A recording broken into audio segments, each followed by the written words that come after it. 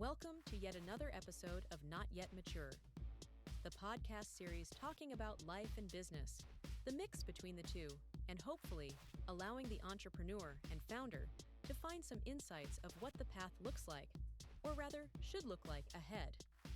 XCAP has a vision that the ethical business that is formed around servitude and relational transactions should be given the advantage to exit the finite space and enter the infinite games. This, collectively, is our mission and our goal. Without further delay, let's dive into today's chat. Here with me, your host, founder of Exemplo Capital, Dion Richter. Like and subscribe. You know, the usual.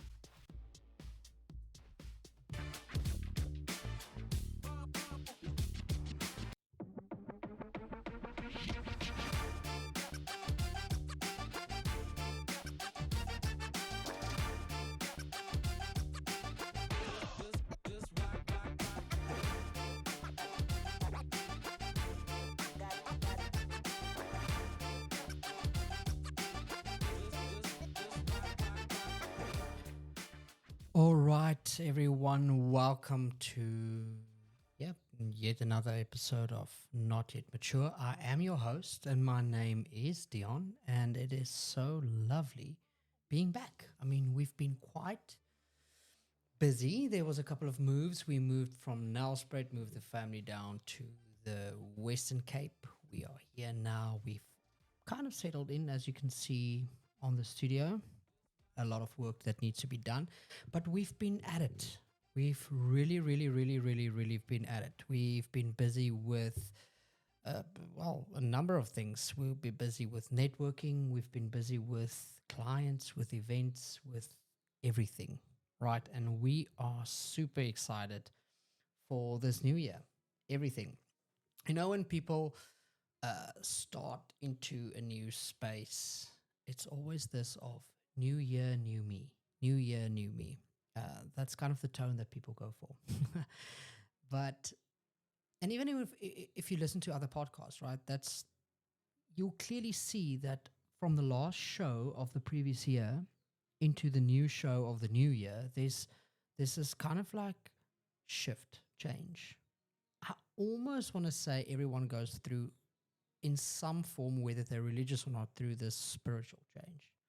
There's a spiritual change of new year, new me. This is a new vibe, new thing I'm going for, and that's what I'm going to present. And you pick up that tone, especially in podcasts. What I love about podcasts is you should pick that up, right? You should pick up that the show is directly linked to its host. It reflects its host. That's the purpose of a podcast. It's raw, even though it's edited. It's raw. It's what we talk about. It's me sitting here blabbing along, and you thinking, should I listen to this? Should I not listen to this? And that's the idea of podcasts. This is a different set of media. But in any case, we're not talking about the idea of podcasts. This is an intro show or an intro episode of the year moving forward. And I think that you really are going to enjoy this. So there's a couple of things that I want to talk about. The first thing is our vibe, what we're going for this year, right? So let's talk about the vision for this show. Yes, we're going to talk about business and ideas and leadership and the finite mindset approaches. That all remains exactly the same. But I feel that this year the topic is going to be more focused on relational content or relational related topics. Now, hear me out, right? As a business consultant, we mostly focus on company cultures, startup scalings. We've seen a couple of tones from startups to massive empires, listed companies. So naturally, what happens is friends and people in the industry and out of the industry that knows me or bump into me, they would approach me and ask me for, can they get an advice on something? And I made a new friend here in the Western Cape.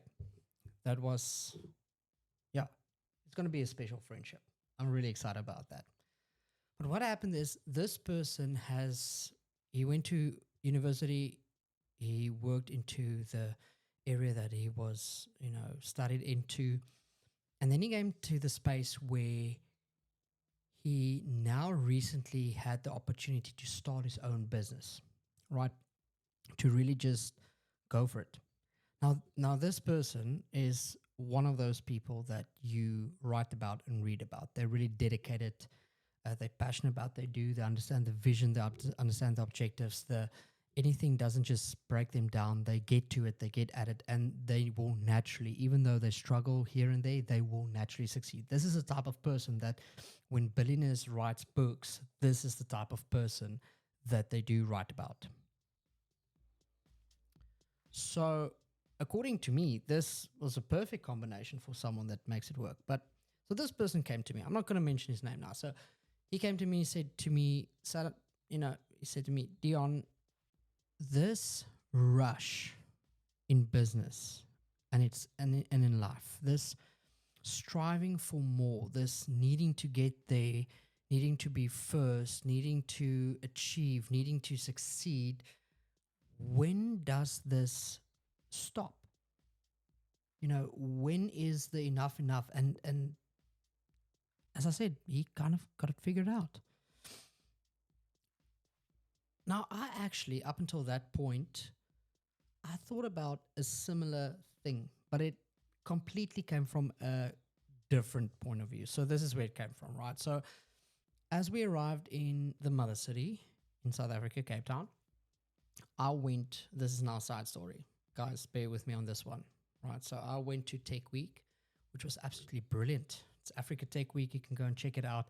It's basically where all the latest entrepreneurs on technology, existing companies, massive companies, startups, everyone kind of, I want to say twingle.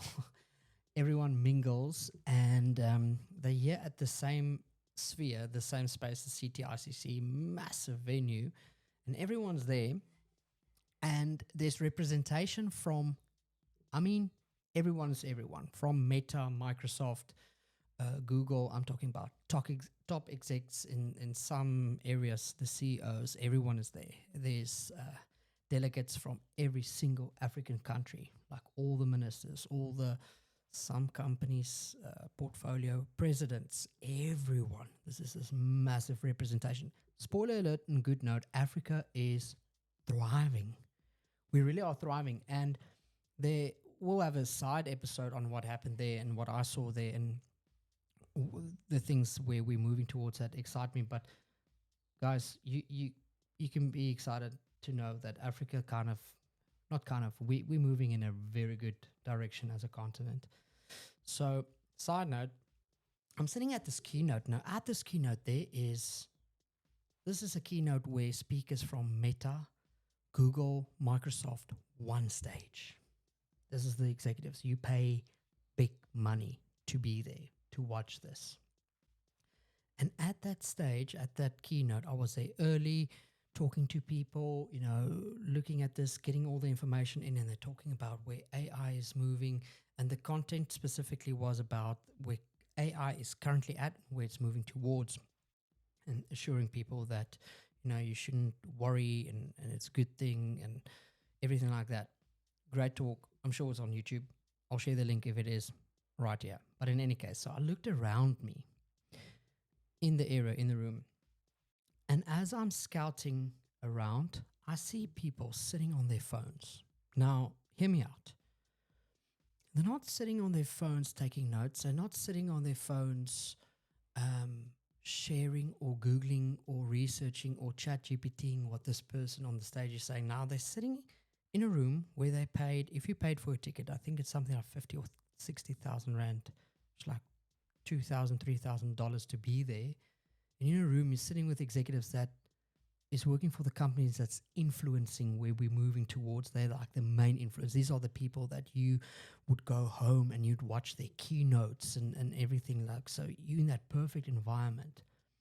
The people around me, you can see, because you're sitting in this auditorium, so you can see what they're busy doing with. They're busy on WhatsApp. They're busy chatting to their grandmother. They are busy mixing. If not that Mixit is still a thing, but that's what they're busy doing with, right? They're keeping themselves busy with. So at that moment, I thought to myself, we're in this sphere where Africa is moving in the direction, a right direction. We've got technology that I all use. I mean, it's just sitting around me now as I'm just recording this. Yet we lack relationship. We lack engagement. We lack that one-to-one, and not even one-to-one, but sitting with the person next to you, watching the person live, speaking to you, raising your hand and asking a question, being engaged relationally.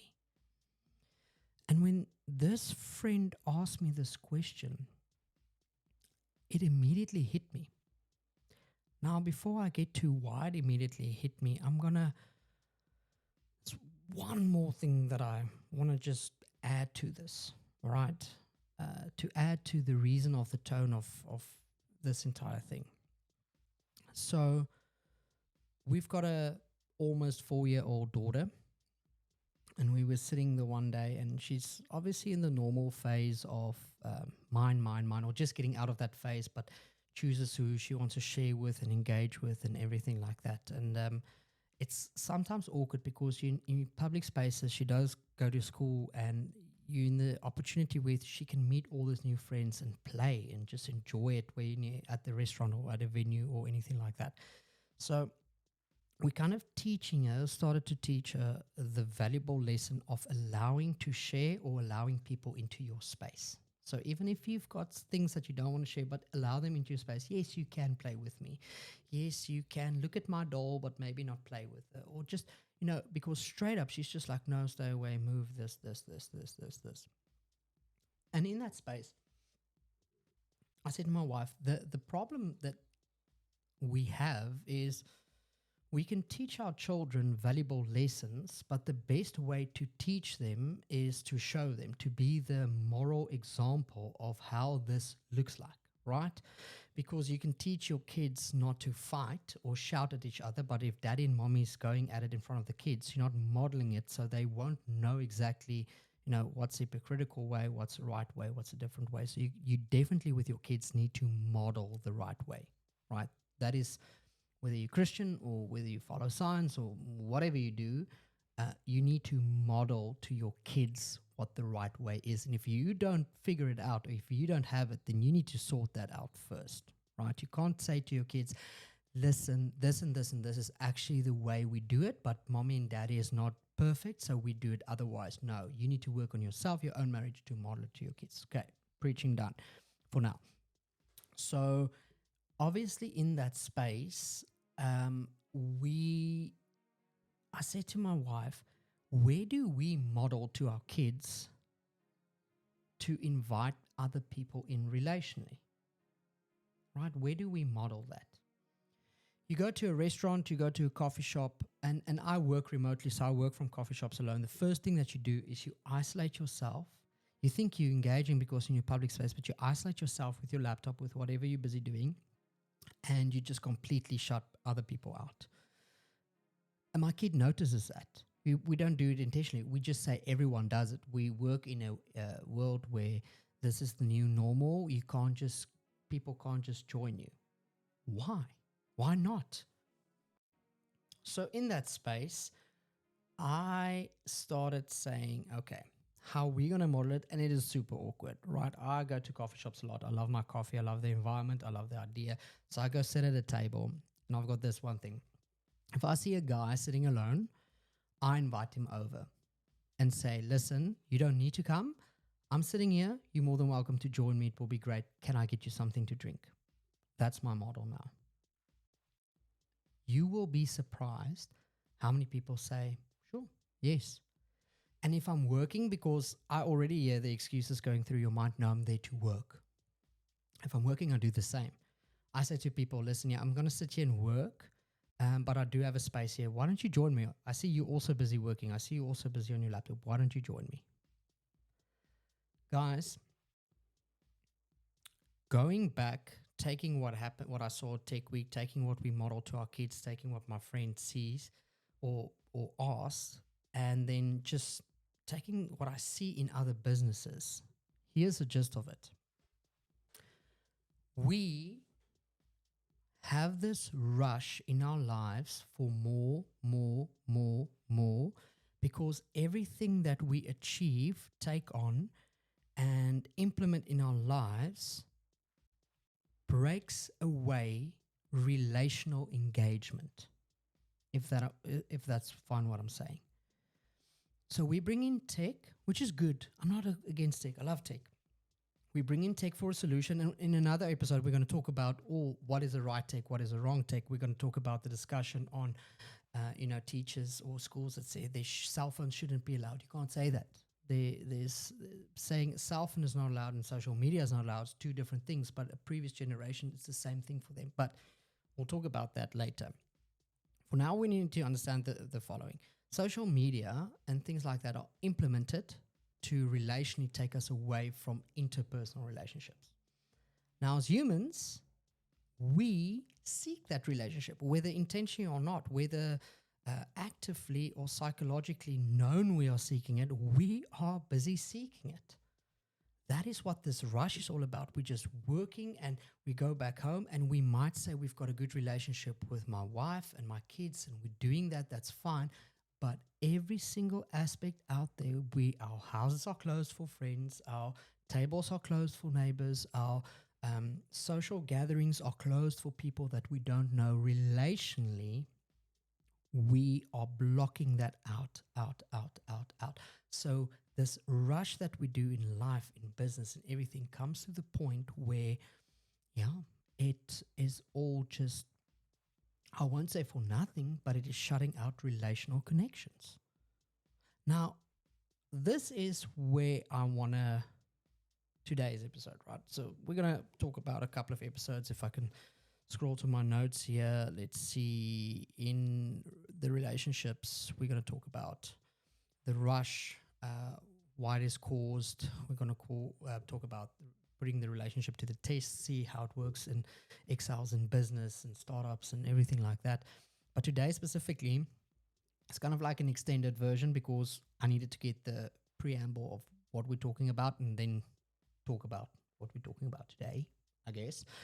And today we're going to talk about the creature and the creator. All right, so today is, I believe, a bit biblical, not preaching, just what we are made to do. And having to look at a couple of things for that. So if we want to look at how do we get more relational and to actually prove, is this why the rush is so real? Is it because we are chasing this relational gap that we're causing for ourselves? We need to look at a couple of things. First of all, let's go back to as far as possible for who we are as humans.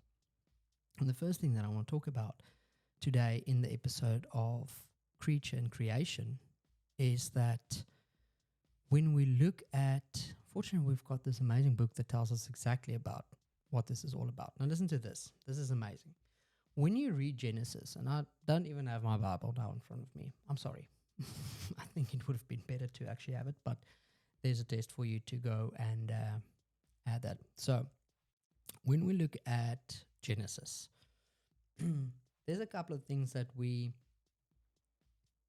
do read characteristically from God. Okay. So we look at, the first thing is obviously we see God is a creator. That's one of his characteristics. He can create from nothing. We see that God likes order. There's a couple of things that you can read in between the lines or directly get from the lines, however you want to see it, but we can see this character from God, right? That's something that we do pick up. Now, not ironically, the first character that we see from God that we can find in human, right?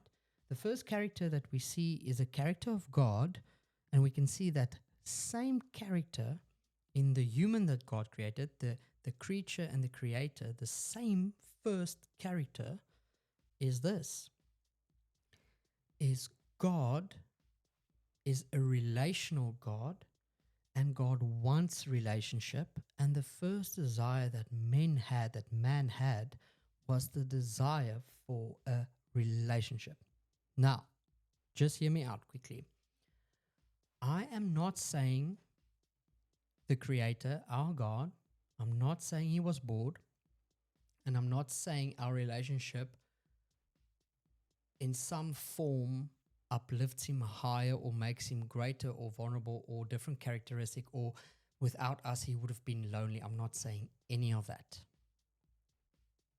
I'm not saying that we are here to make Him higher, more glorious, and uplift Him in any way than He already is or would have been. I'm definitely not saying that humans are the reasons that God is God. 100% not saying that. But what I can say, and it's not because of a lonely thing, once again, I'm not saying that, but what I can say is the only reason why what I can pick up from the intro scripture, why God had to create, or wanted, not had to, definitely not had to, wanted to create man, is to have relationship with man, relationship with human. That's the only thing. And now we know this is a characteristic of God. Now we move to human. Human has given all this authority, reign over the animals, reign over this planet. We are already in a relational being with God. And the first thing that our hearts desired was something or someone like us that has the characteristics of us, a relational, and that's the same characteristic of God. We were created to be relational. And God's entire story was to restore. When sin came in, what broke is our relationship with God. God didn't disappear. God didn't become any less godly. We didn't become any less humanly. But there was now a relational barrier. And God's plan from that moment was to restore that relationship. It's all about relationship. Now, not talking today about the restoration of your relationship with God. Yes, that is definitely a good start. But what I'm saying is, our rush will continue if we don't feed in a good way and nurture and protect our relational characteristic.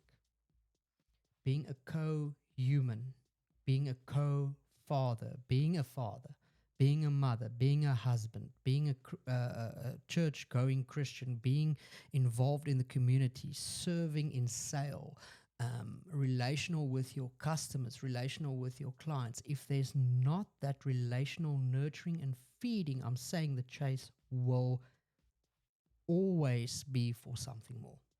Always.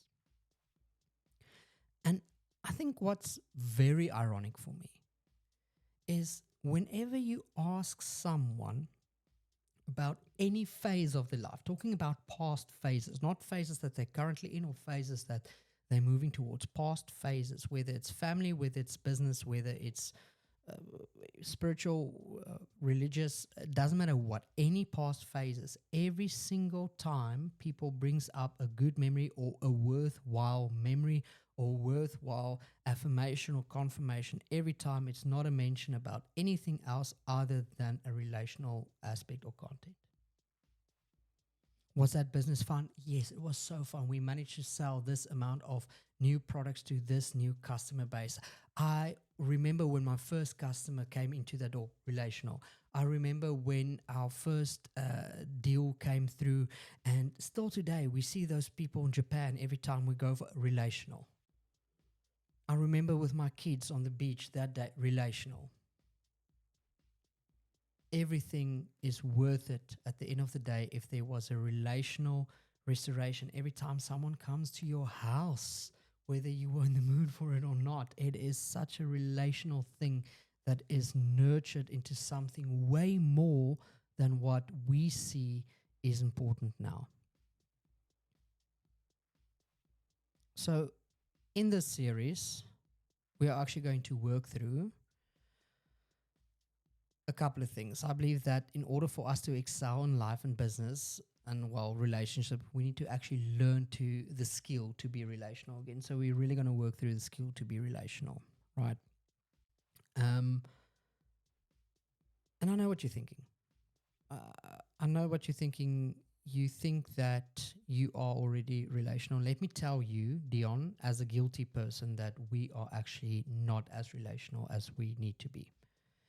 Just quickly, out of the back of my head, so asking you this: what's the proudest moment for you of the two? Number one, Strava personal best activity that you logged, or an activity that you logged with a friend? What's the proudest or most important? A coffee alone with your tunes jamming, right? Unwinding, taking the coffee, watching people. We all love that. Or having a seat open for someone else. And I get it. I get that you don't have time. I get you need me time. I get that it's a rush out there. I understand the recharge. I understand the introvert. And you're not wrong. Stick with me during this series, and we will start to unravel how God created us to be relational and how we recharge and perform at our best in such a space. And that's ironic. How can you recharge while being active? What? And that's exactly what we're going to go through. So get this right. So the church during the COVID time was, let's look at the aftermath. So many people need to say, listen, yeah, church is not online church. You need to actually go to church. That relational, Jesus didn't come hypothetically. He came physically, relationally, was there. It was important for him to be there. And we see that after the COVID pandemic, there was a huge thing that everyone needed to work with to get back into that relational thing. And it caused so much more drama and chaos and hurt and problems than anyone could ever realize. If you want to do yourself a favor, go and read John Aldrich's book, Resilience, where it talks about a road to restoration after that. I don't think you would know exactly in which space you are. What it actually caused to relationships and how important it is to restore that. I do a lot of my keynotes based on the principles that is happening in that John speaks about. Okay, so I made a quick note here and said, in Resilient by John Aldrich, relationships are portrayed as foundational to human thriving and resilience. Aldrich emphasizes that we are designed for connection with God, with others, and with ourselves. He underscores the critical role of relationships in restoring hope and strength during difficult times, arguing that relational restoration is essential for healing from wounds and building resilience by nurturing intimacy with God as the ultimate source of love and fostering genuine, grace-filled relationships with others. We create a support system that strengthens us against life's challenges. True resilience is not found in isolation, but in the restoration and deepening of meaningful relationships. Right.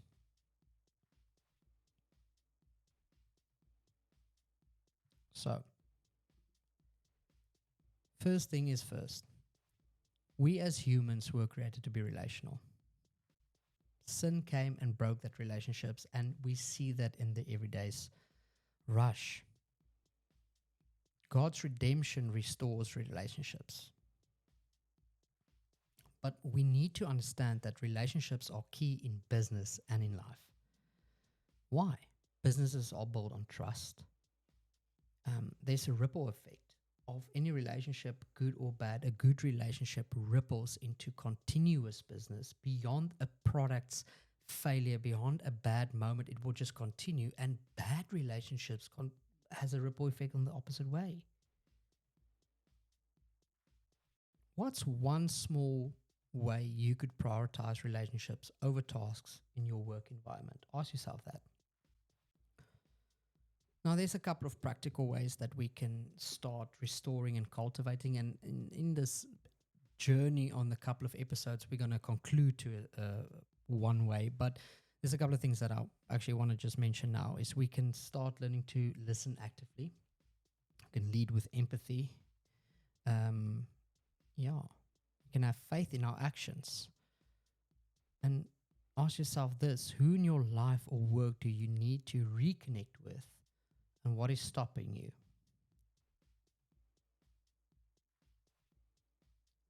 Relationships have the capability of a legacy. Now, let's recap on a couple of things as we bring this to a close. So, just quickly think about this.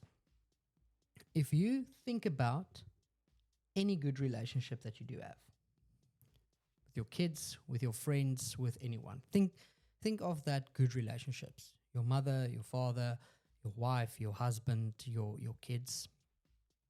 And in my mind, I'm using the picture of my kids at this moment. So looking at my kids, in me, I've got this earnest desire to have an engaging, healthy relationship with them. And guess where the truth is at? The truth is at that eternity, if given for all of us, that relationship is an eternal relationship. It's not just here. It is an eternal relationship. Now, if we think about that, it becomes more clear that relationships are really, through the good and bad, something that we need to nurture because of its infinite capabilities. And if we look at it from a business sense, then our aim is to build infinite companies, right? You know the theory that we work on. And the closest thing we can actually grasp immediately that forms part of this infinite, and is surely the closest thing that allows us to have a glimpse of eternity, is relationships and God. That's the closest thing that we can see in this company. This companies that we build for resilience, this company that we build for eternities to come, the only thing that gives us this glimpse of what eternity might look like or will look like is the fact that there's relationships in them. And that's why we've got this earning desire just to go for more, because when those dams are empty, our souls, our bodies, our purpose recognizes that there's a gap, a relational gap. And I want to challenge you to this, that if you are in a company or in a relationship or married or have kids, your priority should be to invite people into a relational connection. How are you? Do you have time? How is your business?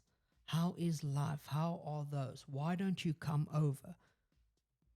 Why don't you do this? Why don't you just actively have that relationship with one another? And I can guarantee you the challenges that you take on in your business and in your life will soon get to the point where you feel it is worth it. It is worth something. It is purpose driven. There's relationships going on. I've got a relationship with my customers. I serve, I don't sell. And serve, don't sell is someone else's theory. And I'm not talking about not accepting money. That's not what this is about. But at the end of the day, it's trading this product or this service of mine to help the customer, to serve them, to fill a need, a purpose. And that's what it's all about. It all boils down to relationship. Up until next time, I will see you there. This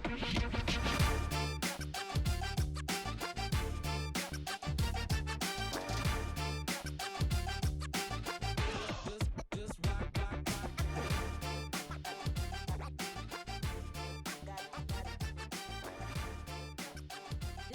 Yet Mature, and you are listening to Dion Richter.